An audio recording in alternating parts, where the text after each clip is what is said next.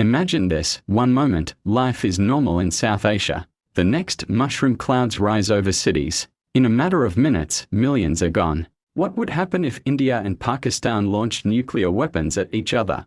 Let's explore the terrifying reality and why this can never be allowed to happen. Pakistan and India both possess nuclear weapons. Estimates suggest Pakistan has around 160 to 170 warheads, while India has 160 to 170 as well. Both nations have the capability to strike major cities within minutes.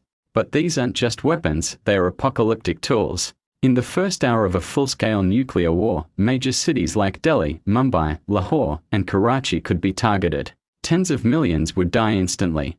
Hospitals would be overwhelmed. Emergency services would collapse. Pakistan, due to its smaller size and population density, would suffer heavily. But it wouldn't be one-sided. Indian megacities are also extremely vulnerable. No one wins. Beyond the initial destruction comes the long-term horror. Radiation would poison water, food, and soil. A nuclear winter could lower global temperatures, triggering widespread famine. Pakistan's nuclear policy has always been defensive. Surrounded by a larger neighbor and a history of wars, Pakistan developed nuclear capability to deter aggression, not to start wars. In fact, Pakistan has repeatedly called for nuclear disarmament in the region, promoting strategic stability and mutual restraint. But when tensions rise, even deterrence can fail. In a nuclear war, the real enemy isn't a country, it's the weapon itself. Both Pakistan and India share deep cultural, historical, and familial ties. A nuclear exchange would destroy not only nations, but centuries of shared history.